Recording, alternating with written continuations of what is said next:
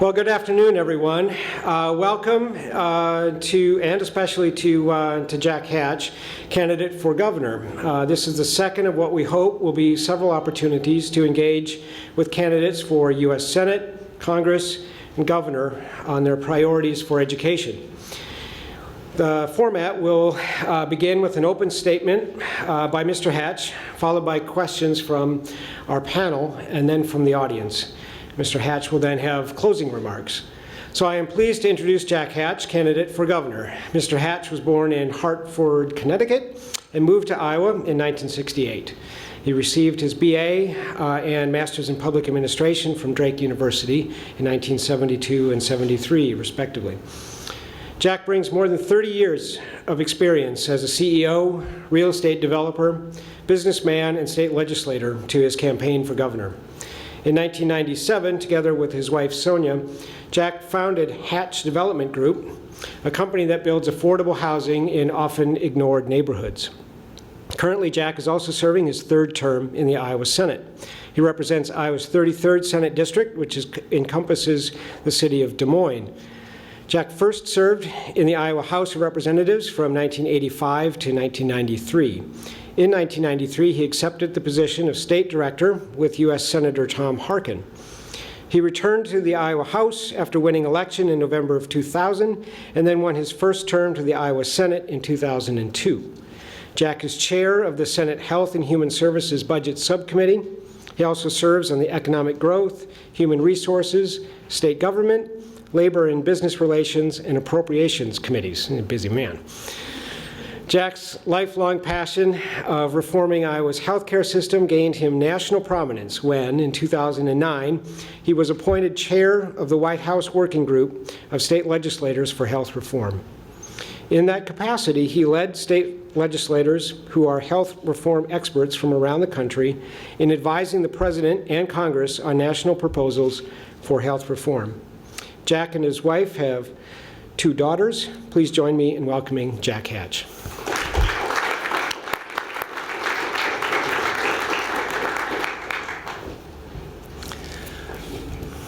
Good morning, everyone.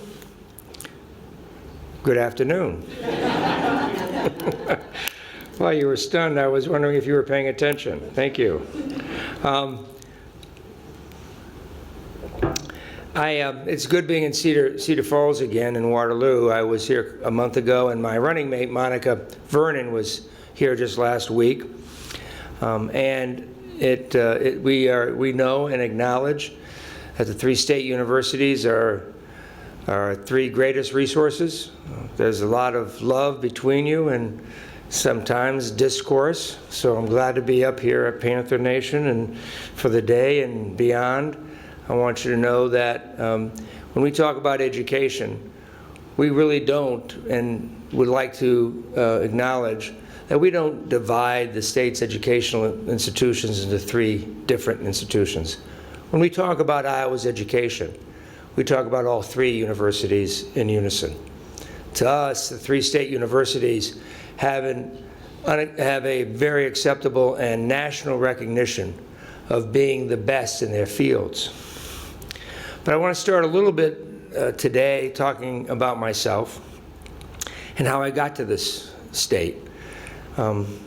As you heard, I grew up in Connecticut. I grew up in a suburb of Hartford called Farmington, Connecticut, and came here because my mother picked Drake University. Normally, the student has something to say. Not in my family. That's because when I was in 3rd grade, I was still reading 1st grade books. And I struggled with reading my entire life. I still do. My mother saw this challenge. She was a teacher. So she was able to identify it early and worked with me as a kid and read to me and I read back. My dad was involved. Sometimes it was happy to be able to get through a book. Sometimes there were threats. And I've had more time, I could tell you of all the strategies she used as a mother, not a teacher, to get me to do more reading and become a better reader.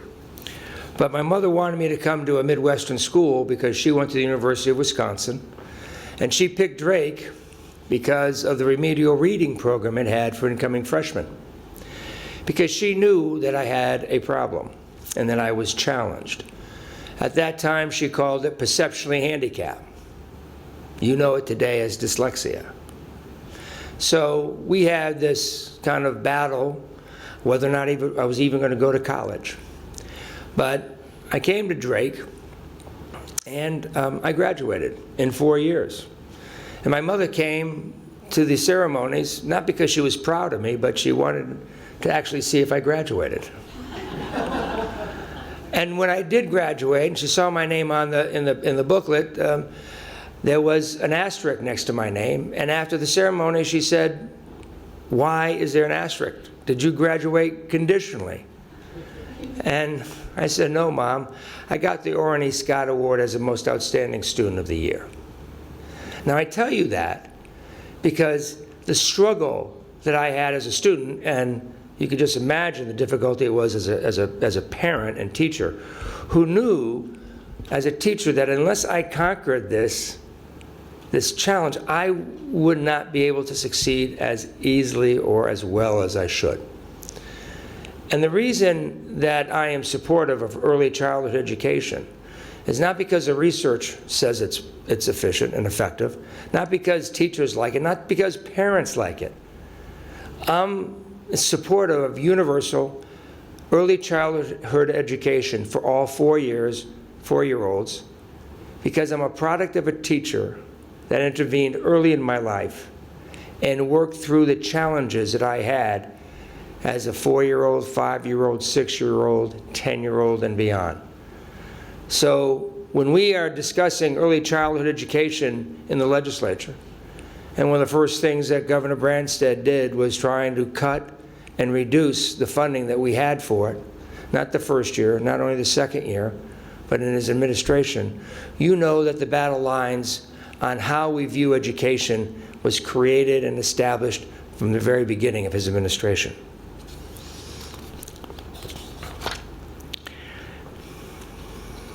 Well, I went through further than I thought.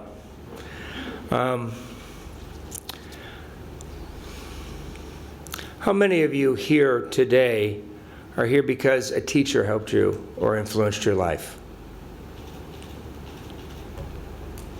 Building that foundation of educational success starts early, and our mission to provide our children with the best education is absolutely essential. And it couldn't be done without the best teachers, the resources, the tools to build that foundation and make sure that our students are ready for success.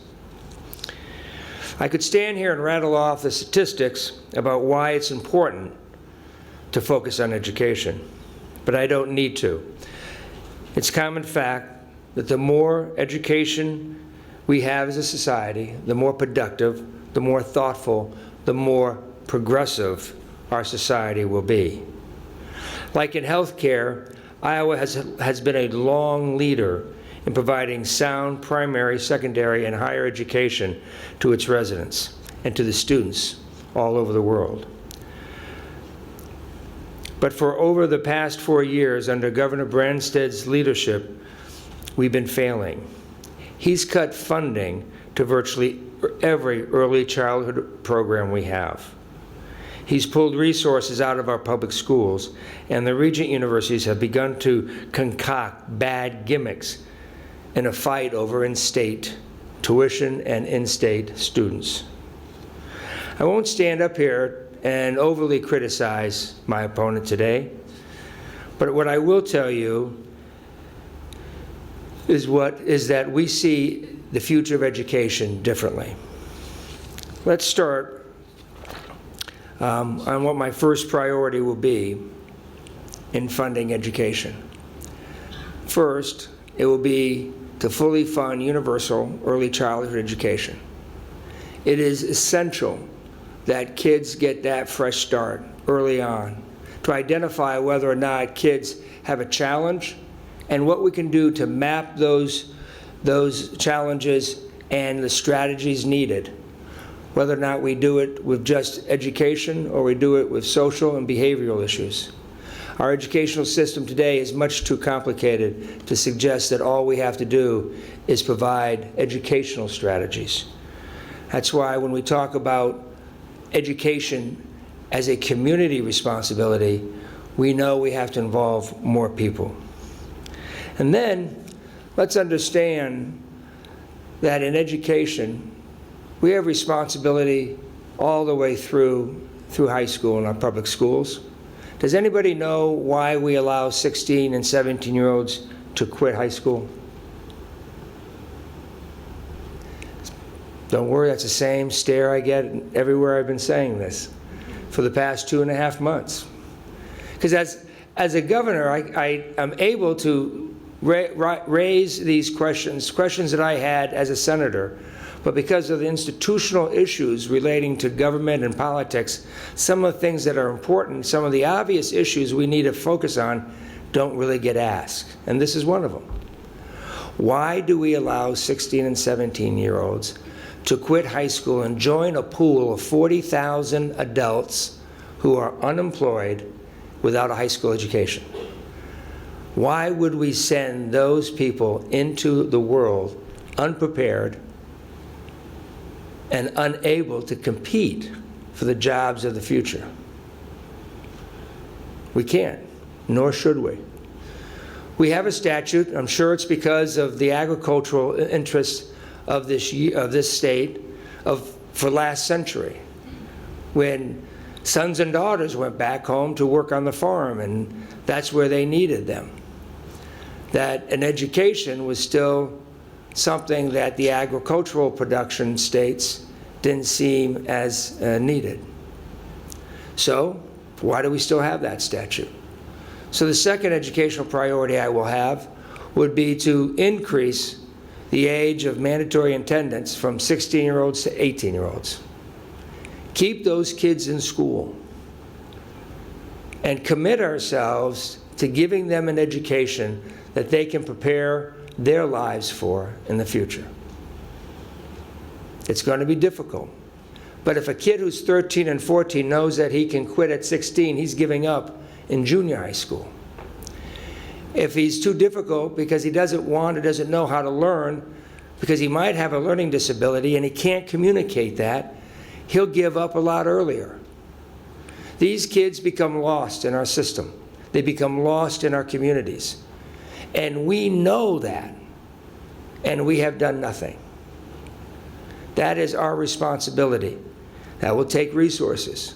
But Iowa has the resources if we value education as our highest priority. And I don't think there's a person who has run for governor in the past 20 years who hasn't said education is our top priority.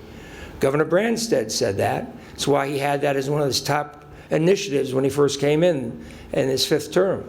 That's why he held a summit. I believe he failed in identifying the issues that could propel and promote education in the state.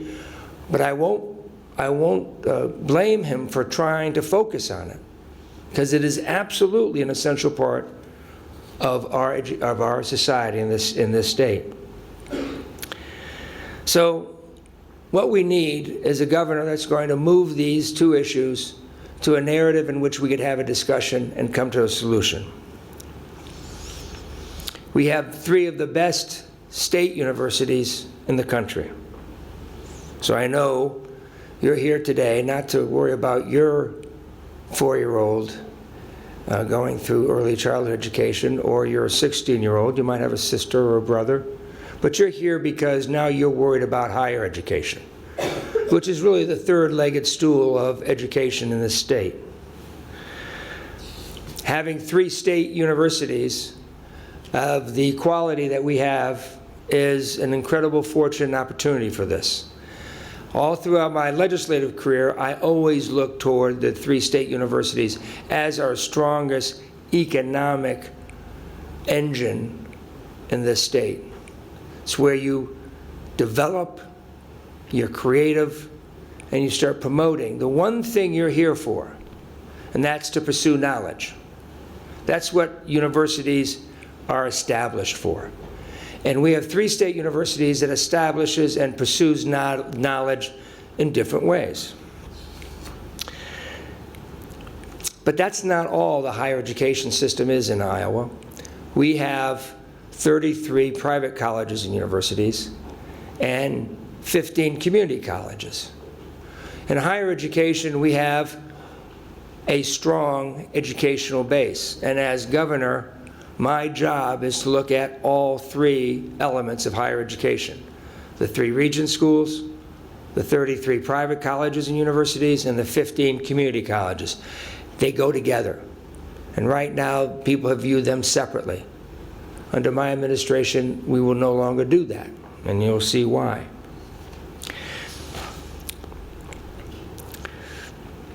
The first thing that we have to really try to understand, and that I had to understand before I came here and how I was going to address you, was that the Regent's proposal that was passed several months ago on equalizing the funding for the 3 state universities was a good beginning. And even though I embrace, and I do embrace, the performance-based outcomes model, as other higher educational universities and colleges do, I think it's the wrong approach to tag appropriations based on residency and how many Iowa students we have. And I was a little disappointed that the Regents voted 8-1 to do that. In talking to several Regents, 3 of them said they didn't like it at all. And I asked them, why did you vote for it? Because they said there was no alternative. So let me tell you what we've got, at least my perspective, is that we have gimmicks now that are emerging. Gimmicks in trying to recruit Iowa students to go to their universities. I don't think it's good for the universities, I don't think it's good for Iowa, and I don't think it's good for the students. The consequences of these proposals will create an uncomfortable competition between the 3 state universities. When our schools are spending more time competitively recruiting from a smaller pool of in-state high school students, I can only conclude that this will lead to stodgy gimmicks for short-term gain. We've already been seeing this. The University of Iowa has begun raffling off scholarships to students who purchase season tickets to sporting events. Now we're going to be handing out $6,000 scholarships to legacy students. It's an unfortunate reality that the University of Iowa is going to be drawing students away from UNI. Just the opposite of what the Regents thought they would create. UNI administrators are now going to have to spend more time trying to counteract these aggressive recruitment tactics rather than expanding and improving the courses and majors already offered here. We are sadly entering an era where our Regent universities are going to be forced to focus on how to compete for state resources and not solely focus on how to prepare their students for the world-class occupations knocking on your door. When our universities engage in this hyper-competition, they are only hurting themselves. Seniors in Iowa high schools should be able to look at the Regent schools and find the campus and the mission that suit their educational goals best. Instead of competing with ourselves, we should be focusing our attention on competing with colleges and universities across the nation to attract America's best and brightest to Cedar Falls, Iowa City, and Ames. So what do I propose to do?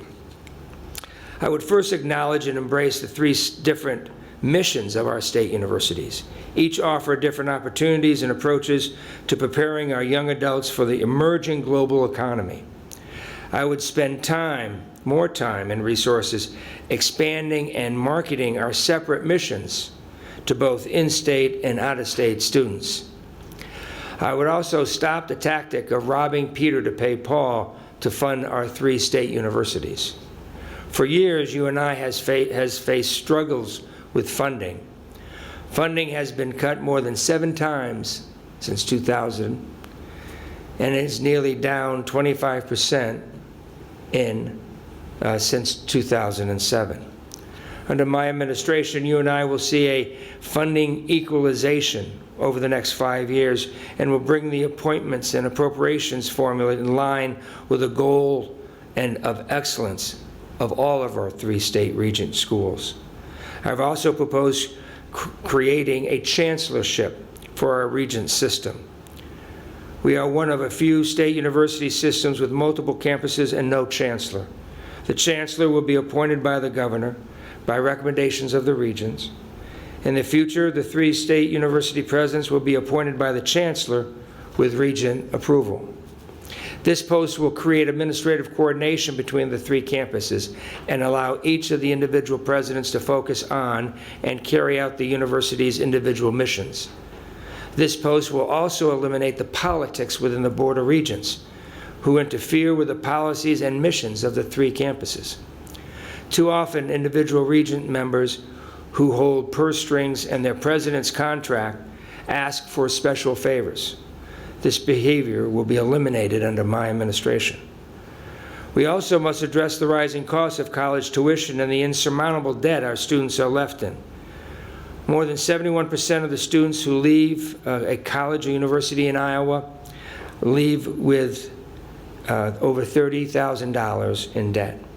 Our students are weighted down in our student debt that makes it harder for them to build their lives. We must help lift this burden from the student. We need real solutions to address student debt. Earlier this year, I released my higher education proposal called Open Doors for Iowa Students. This plan will create an accelerated Bachelor of Arts degree that will allow students to move through their coursework faster, quicker, and with more flexibility. I will sit down with the 3 state university presidents, private colleges and universities, and community colleges to ensure greater community and greater flexibility and greater communication so the student can take a college course at any of our colleges and universities and have it applied directly toward your BA degree. Second, this plan will also include a new needs-based low-interest loan program of $33,000 a year. And third, the plan will include a tuition lock at the regent universities. So the tuition you come in as a freshman, you'll be paying the 4 years you are here. I mentioned my running mate, Monica Vernon, was here earlier this week because we are traveling all over the state. We are the only 2 candidates for governor, lieutenant governor in the past 50 years since we've been elected together on a team that are small business people. It's strange for people to think that Democrats, who they have accused to be anti-business, now they're both candidates who have owned and operated a small business. We are market-oriented Democrats that believe and understand the market forces. We are also Democrats that understand our responsibility as a state to protect the safety net of families and individuals who need it, and also embrace and engage in education reform and education responsibilities that provide you with the greatest opportunities to prepare for your life.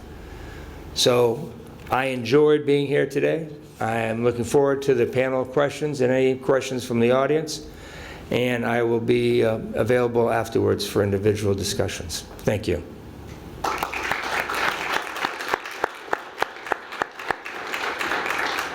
Thank you, Senator Hatch. As you alluded to, we'll now proceed to questions from our panelists. We have from my left to right, Dr. Donna Hoffman, who is the department head of political science, Dr. Mary Herring, who is the Associate Dean of the College of Education, and Mr. Kevin Gartman, who's the President of the Northern Iowa Student Government. So we will turn it over to you for questions. Senator Hatch, thank you for being here with us today. My first question for you is this. According to the American Council on Education, if one were to extrapolate the state of Iowa's decline in state investment in higher education since 2000, state funding would be zeroed out by 2029. We are increasingly seeing what is often referred to as the privatization of public higher education. Do you view higher education as a public good? Why or why not? Higher education is a public essential service for a state. So I don't see it as privatizing it. I don't see it as anything other than a state's responsibility. That's why I look at our private colleges as part of the higher education system. The state of Iowa gives close to $4,000 a year for each Iowa student that goes to a private college to help them lower their tuition. We do that because the private colleges are an integral part of Iowa's higher education system. Without them, our state university system would have to double in size. And so the private colleges are colleges and universities that we want to be able to keep in the public service and that we want to be part of our public higher education system. Additionally, the independent community college system that is funded partially by state resources and also by property taxes and tuition is another essential service. Those 100,000 students go for vocational training, but many are going now in preparatory classes to come to the 3 state universities and to the private colleges. It is an essential service from the state, and it is important for the state to recognize it. We have underfunded our university systems, which is why the tuition has increased. Sometimes I feel that we have spending more time on the record of our football teams than our accomplishments in graduating Iowa students. That's got to be reversed.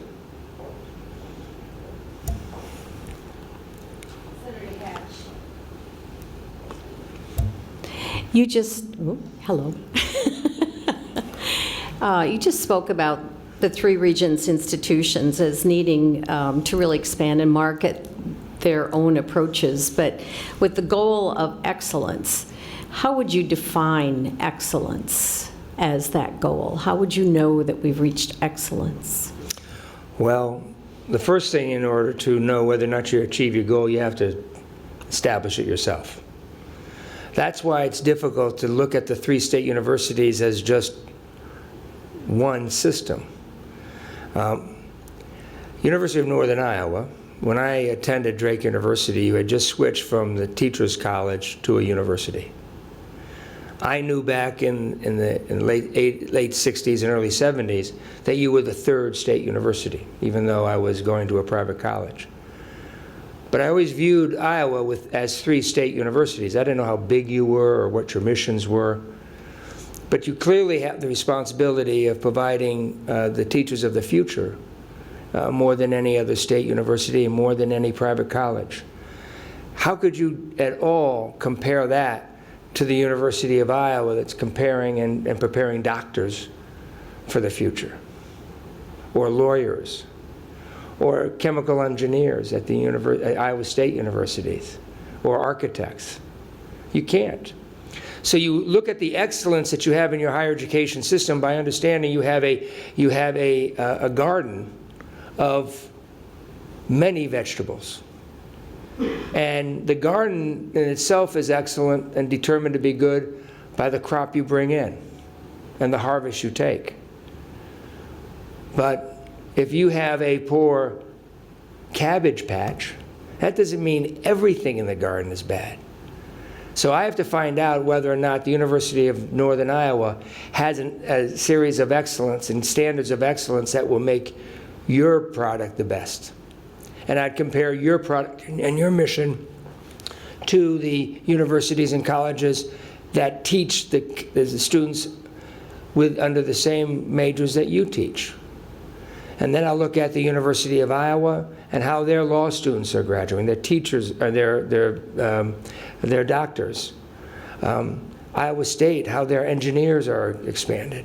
Then once I find out, once we have that kind of standard and that kind of leadership, then I know what kind of standard I want for my universities. But I can't compare you to Iowa or Iowa State.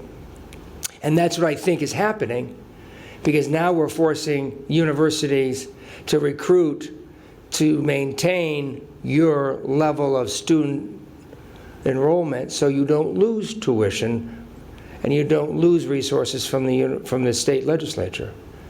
I really think that this path we're going down is more about how we finance universities than on how our quality of education is actually going to be accomplished.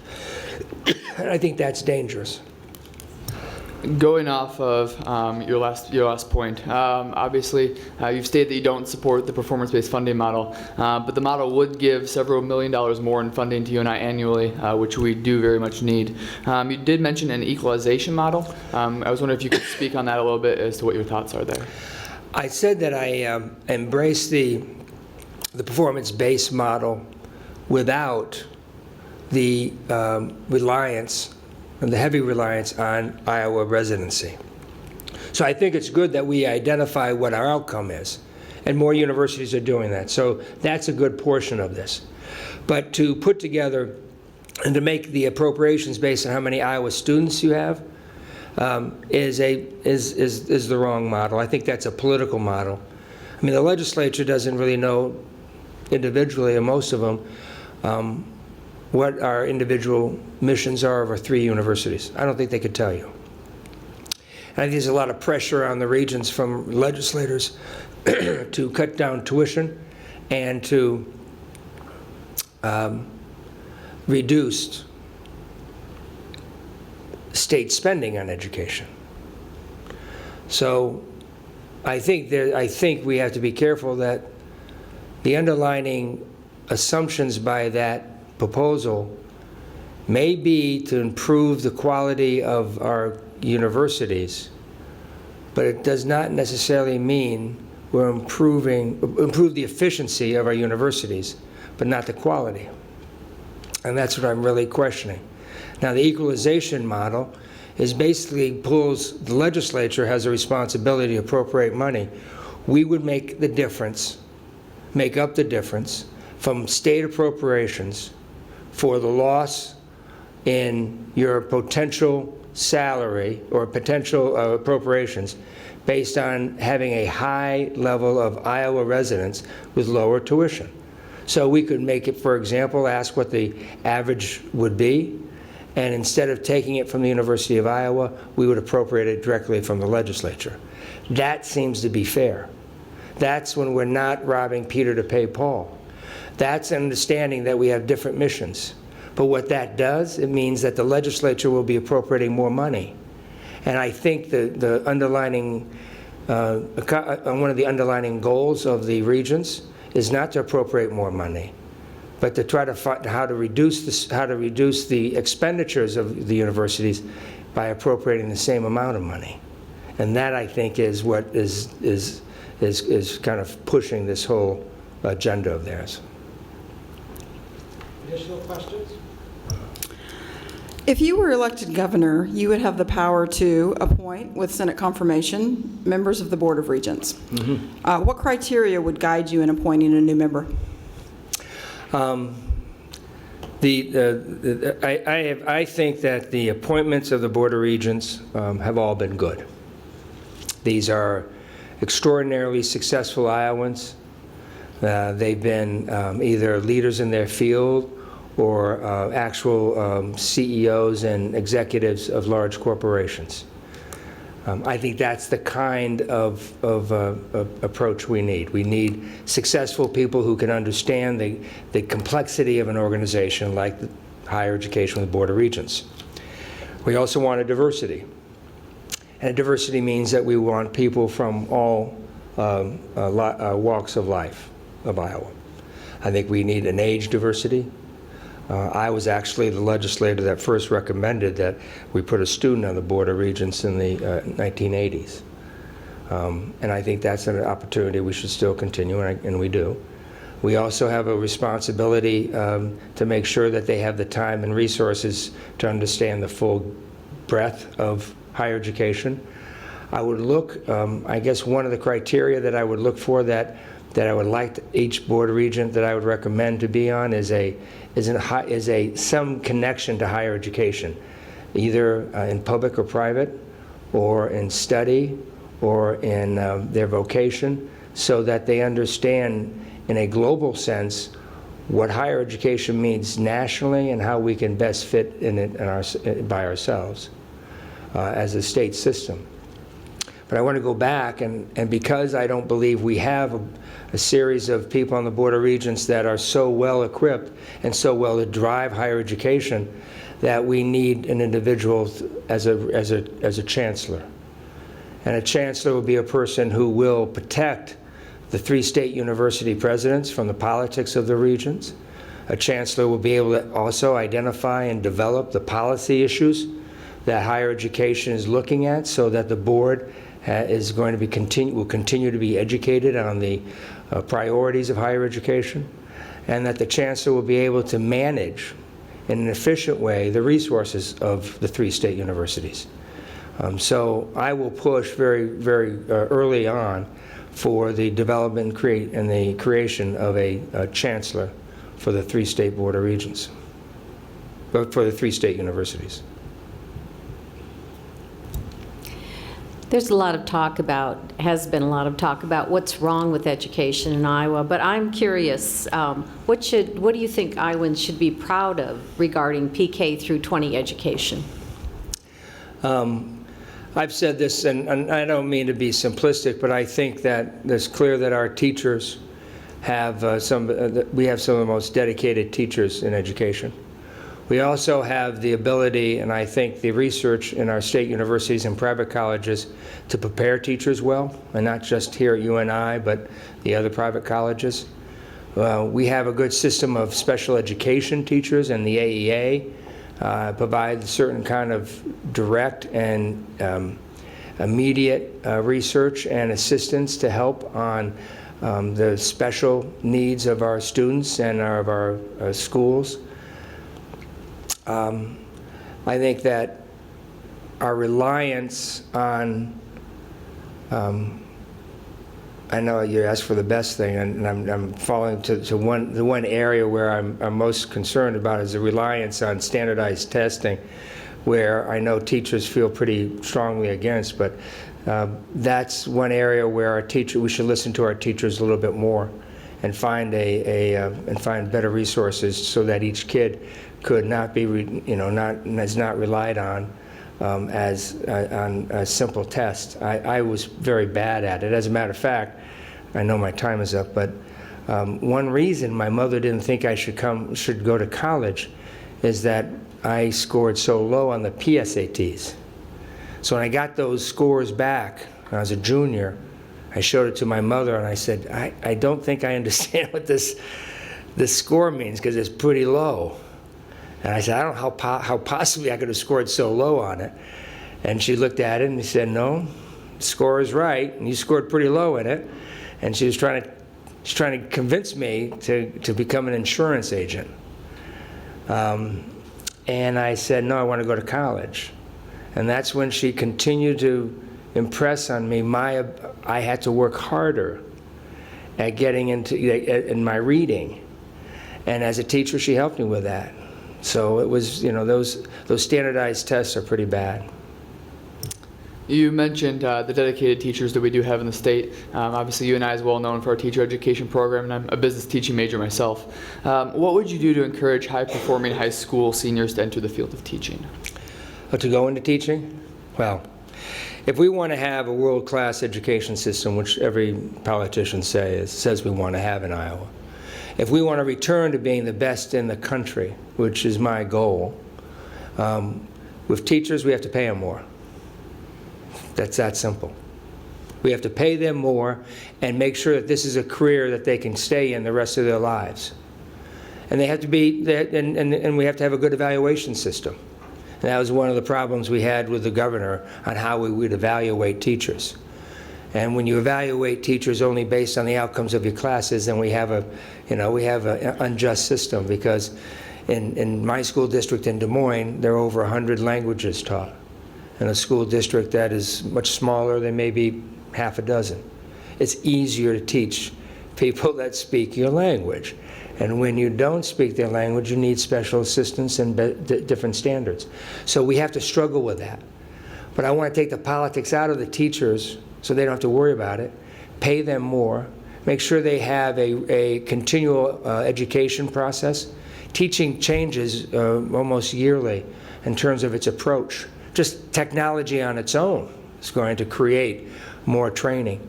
So we have to invest more in the leadership and developmental causes of developmental issues of teacher preparation.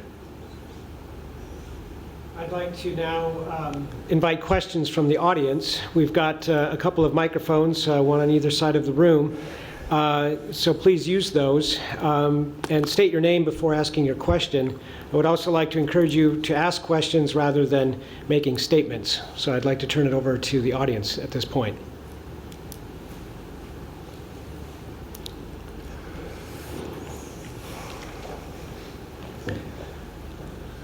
Hi, I'm Kyle Chaska, and you mentioned trying to create less competition among the 3 state schools for students and trying to bring in bright students from other states.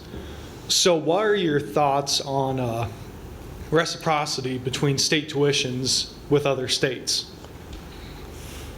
That is certainly a potential strategy that we could use. I don't know if other states would want to participate in it, but that works in certain areas, and it could work in tuition. I think we have what I've always said is take away this and strip away the fact that we have 3 state universities, 33 private colleges, and 15 community colleges. My focus will always be on the student and Iowa students. Knowing that, I want them to be able to go to the best university and college of their choice. And if it's in Iowa, then I want to provide them with the best services that they can get. And that means not only the quality of the universities, but the cost of the university. And so it will be that kind of approach that we will use. To bring in other students from other states allows us then to bring in some of the best college or high school students to look at our 3 state universities and the missions that they're driving.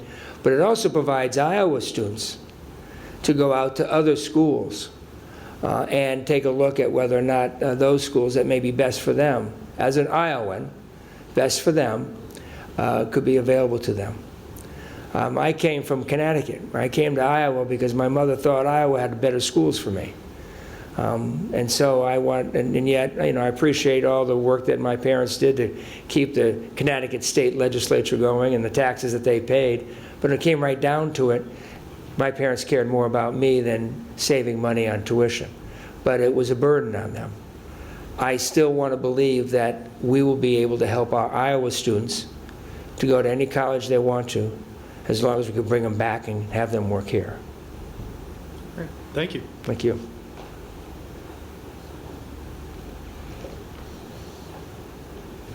Hi, I'm Abby Gardiez, and I wanted to hear your thoughts on Common Core in the K through 12 classrooms. I think it goes back to the level of how do we know we are actually improving someone's education? So you have to have standards, and we're the United States of America. We don't operate so individually and so separately that we're an island among ourselves. So I want to make sure our students have the same, we know what other students in other states are learning.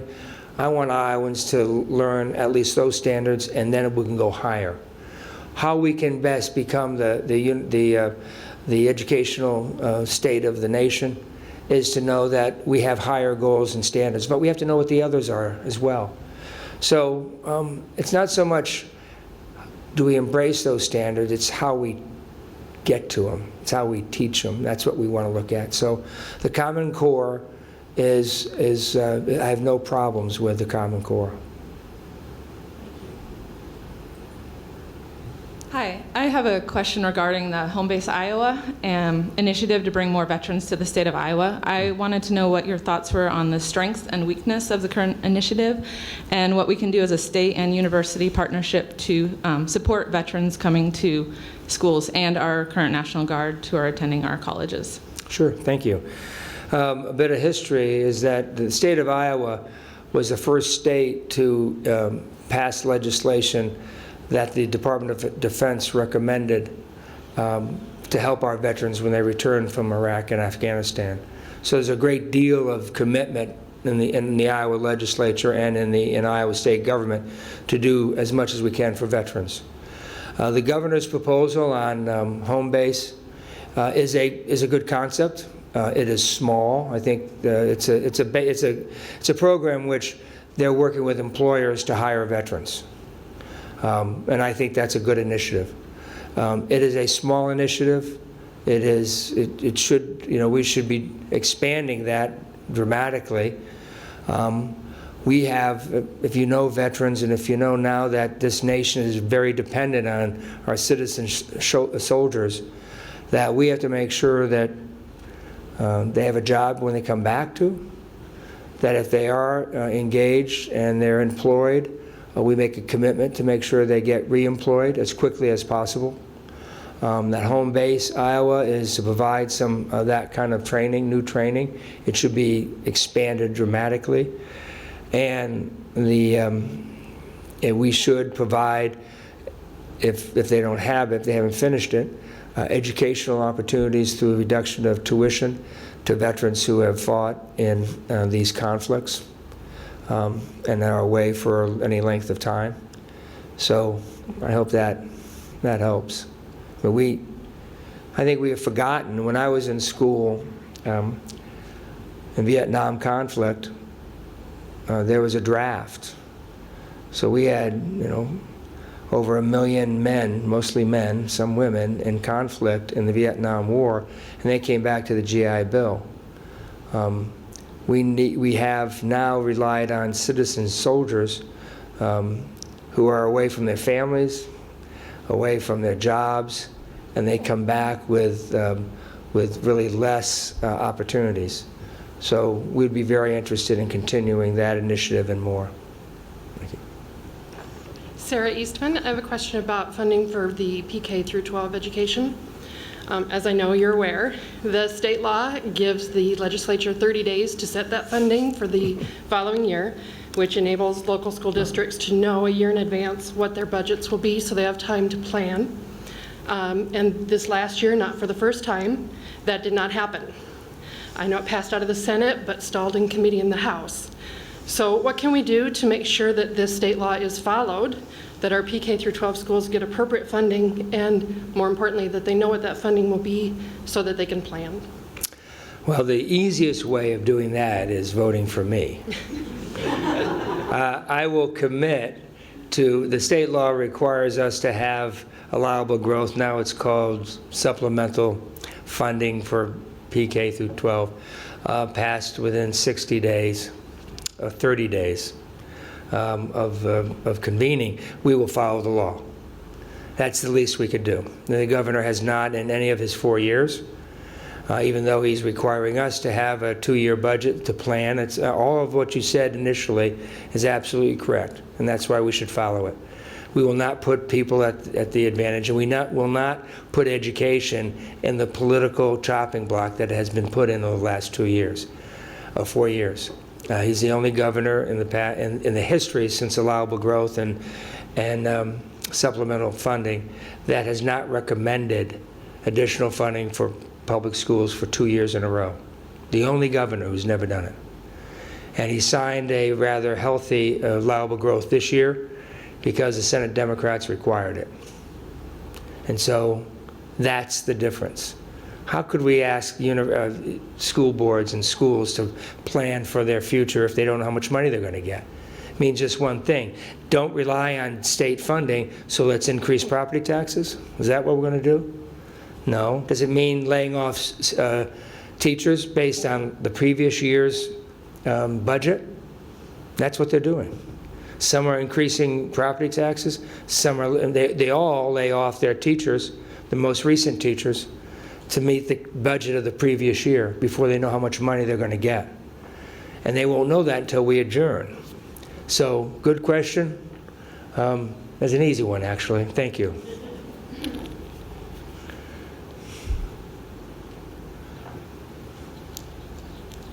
Tom Lair. You said something caught my ear. I must have been listening. The regents are business people. Do you believe it was a correct move to spend $2 million, I forget the numbers, $2 million plus for Deloitte to come in and tell us how to run our schools, if they're that good. I was about to make a statement. I'll shut up. Actually, because I think your regents are more business-oriented, yes, they brought in consultants, and they brought in experts. Did they pay too much for it? Well, we'll only see. Did they not require the invoices and all of the backup information? Well, that is pretty easy. They should have. They weren't taking care of business. I think it's appropriate to bring in consultants, a third party, to take a look at what you can do. But I don't know how they picked Deloitte. I don't know if they were the best people to bring in. I'm not sure if if they understand higher education as a business, or they just understand how to reduce budgets. It's not hard to reduce budgets. It's hard to reduce budget, make it more efficient, and keep the mission of these universities as high as they are and make sure that they are achieving their mission. That's what I don't know, and I said basically in my speech that I don't think the Board of Regents is moving in that direction.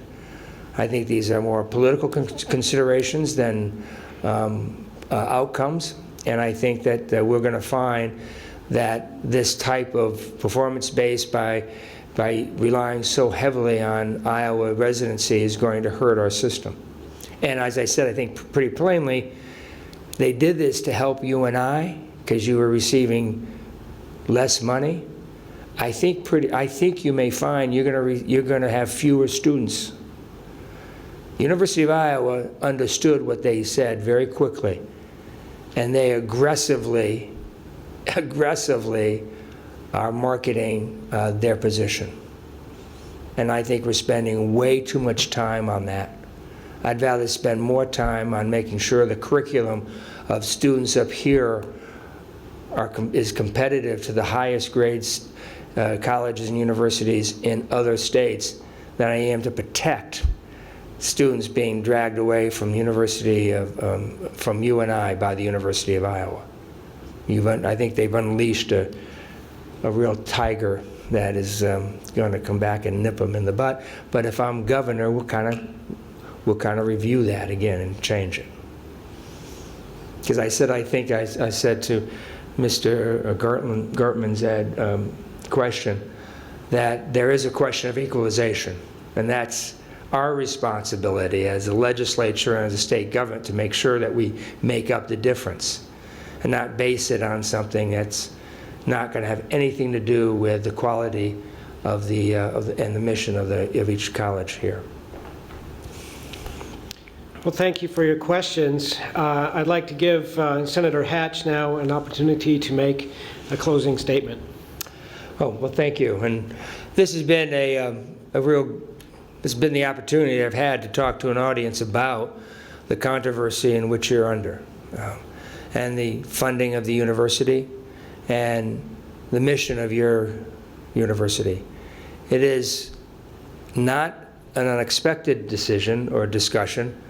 I was chair of the Education Appropriations Committee when Pat was the liaison, and we went through the same kind of evaluation by the previous Board of Regents, where there were feathers ruffled and there were changes made.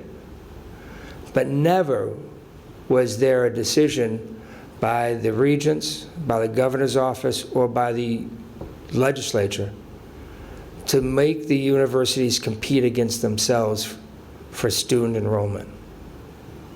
That is real dangerous. I'd rather have you compete on the football field and the basketball fields, which you are, than to have you compete by the number of students you have. The universities are dependent on state resources. This is not a game. This is real serious. And the University of Northern Iowa and Iowa State and the University of Iowa are in a match that I think is uneven. The rules are not fair, and I don't think anybody wins in the end. So we plan on continuing having this discussion with the governor. There's a debate on Tuesday night. I don't know if we'll talk about education, but we plan on talking about this wherever we go. And I thought it was appropriate to come to the University of Northern Iowa and have a straight and fair discussion with you about what I felt was something that apparently your university has accepted and embraced, which I think might be a wrong decision. I'd rather do it and talk to you directly than have you read it in the paper. So I appreciate the opportunity, and if you want me to come back to when you finally realize what I've said and you want to really challenge me, I'll be glad to do that. Thank you very much. Thank you, Senator Hatch. Thank you, everybody, for coming. Thank you, panelists, and go Panthers.